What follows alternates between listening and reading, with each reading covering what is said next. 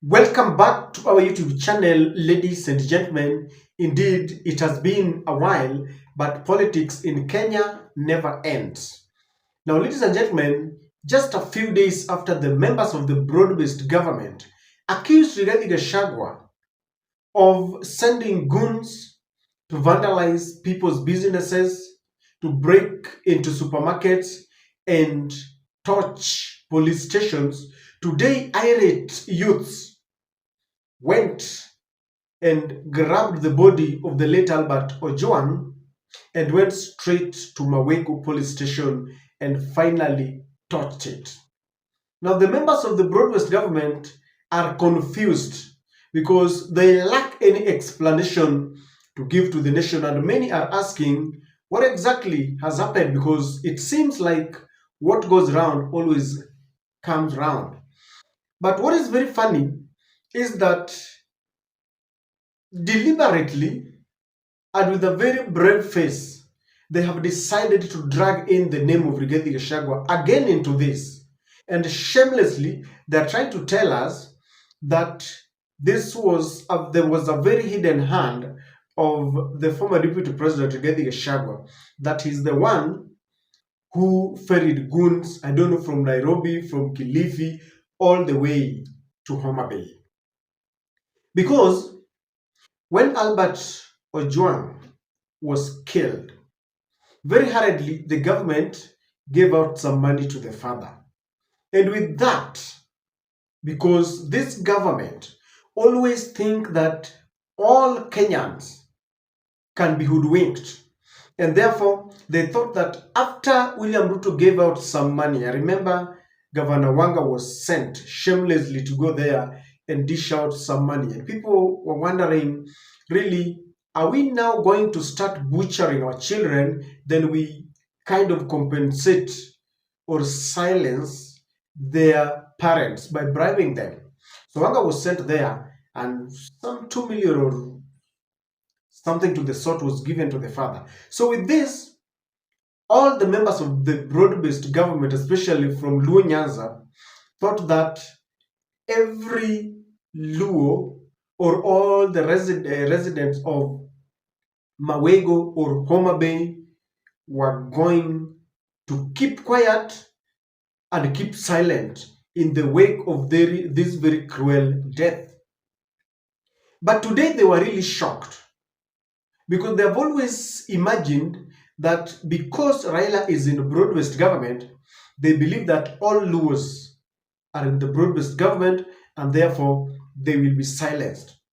So when the youths went there, very angry, and touched Mawego police station, they have looked for any explanation, knowing very well that they have been caught by this, they were caught unaware by these irate youths, and now they are trying to blame Rigathi Gachagua, something that is not adding up.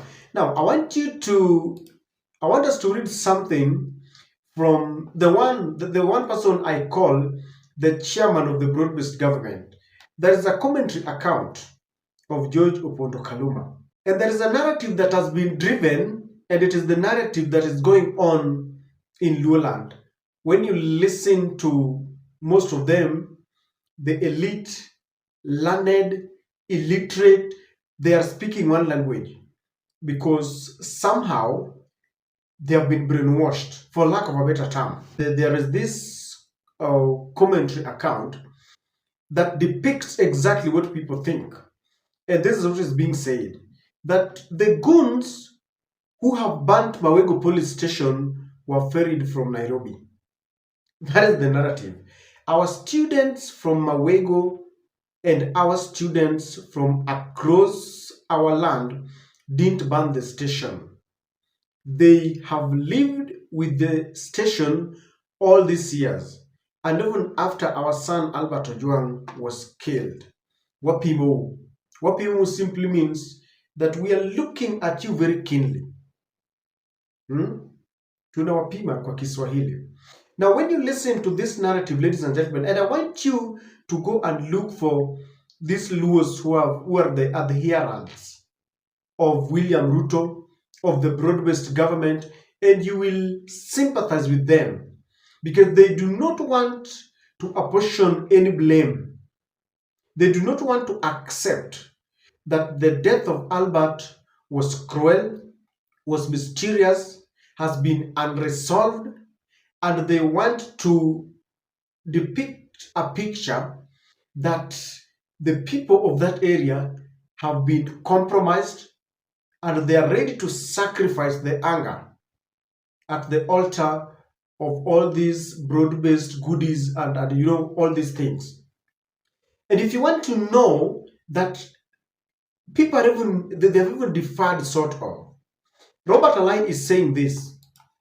Robert Alai in his account looked at the situation and this is what he's saying. That the fools who doesn't understand the Luo mourning regime would celebrate this and claim how now Ruto can't depend on Kiangoa. Kiangoa simply means I don't know what, something, so that's the direct translation. And he says that Luos mourn uniquely. This procession lacked a theme. Ruto must go. It should worry anyone celebrating the anti-Ruto discovery. Also, the local politicians fighting their own wars here. According to Robert Alai, he doesn't seem to agree that these people were ferried. However, he feels these people are mourning the death of Albert Ojwang and is trying to put it that we mourn or mourn in a unique way, and he's happy that those who are sort of demonstrating with the body of Albert Ojwang did not sing Ruto must go.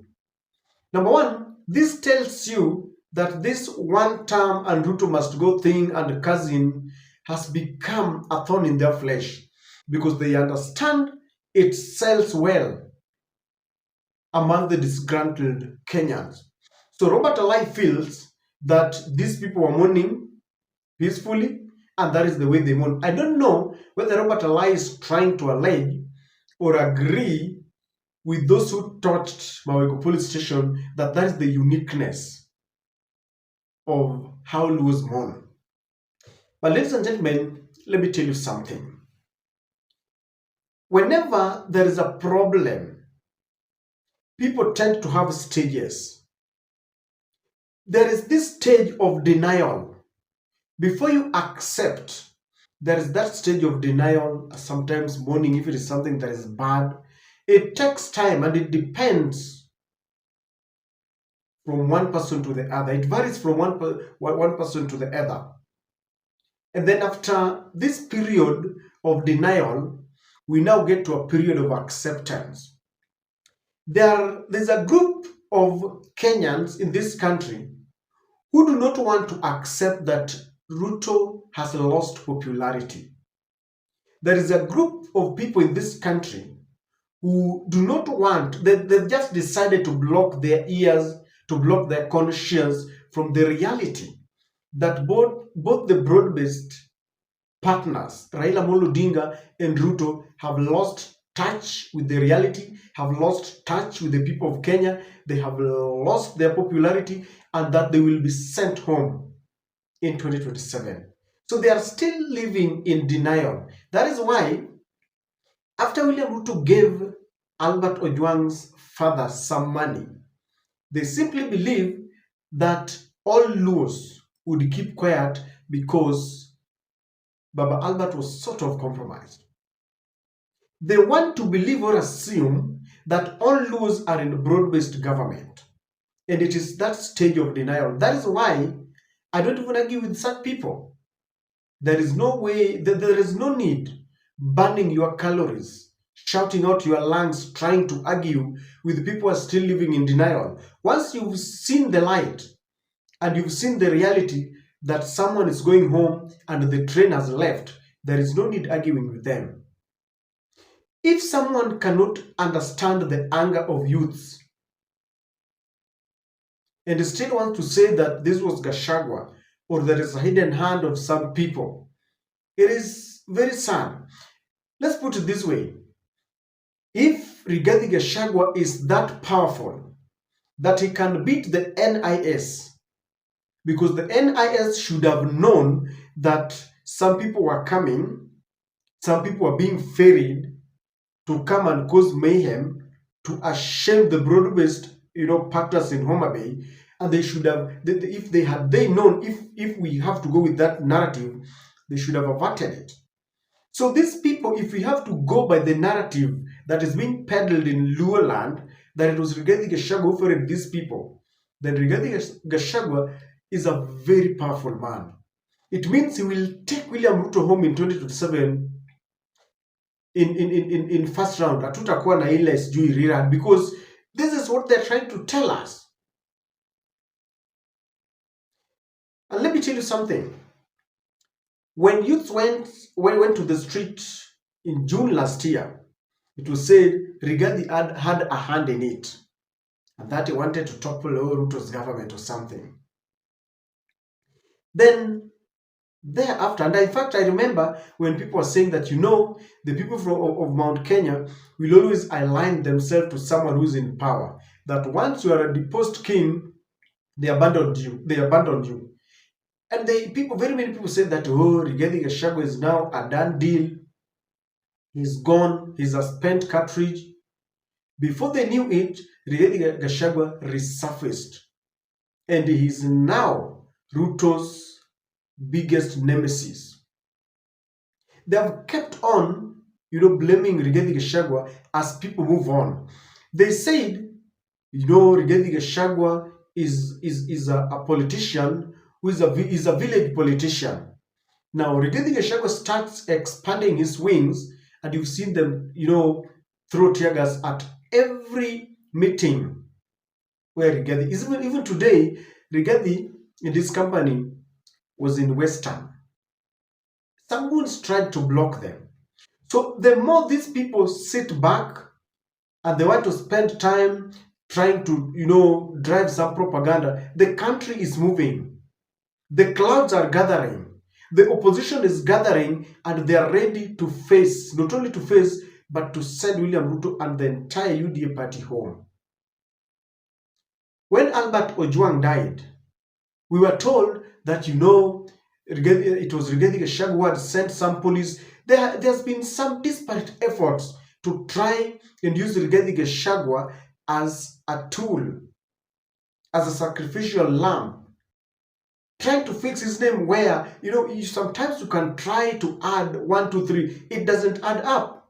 Even as at the time when we were told that it was the Deputy Inspector General that had complained, and then the DCI sent their officers, they were still trying to look at how they can fix Rigathi's name. Ladies and gentlemen, let me tell you, when you listen to a learned Luo, or let me just put it this way, a learned, broad-based government at the herearound, and you listen to them, and you look at them as they argue and tell you that it was Rigathi Gachagua who did this and that, you sympathize with them. And now you wonder, what about an illiterate supporter of William Ruto and Raila? How do they behave? This has backfired, because there is no way you can try to fix Rigathi's name here. And if you agree that it was Rigathi Gachagua who sent goons to go and ban Mawego police station, then let us agree on one accord that Rigathi is the most powerful politician in this country, because he beat all the intelligence, because the broad-based partners must have known that people were very angry and they were going to react. If they didn't know that, and if Rigathi Gachagua can ferry goons from Nairobi, from Kilifi, all the way to Homa Bay, the heartbeat of ODM, the heartbeat of Raila Amolo Odinga, the bedroom, then Rigathi is the most powerful politician, and there should be a cause for worry, because he will send William Ruto home. Let these people continue living in denial, but the reality will slowly dawn on them. It will be too late for them. It will be too late for them. because the train has left. Kenyans are angry. Let them not think that every Luo is in the broad-based government. Let them not think that they can silence everyone or bribe every person. A time is coming when the reality will dawn on them.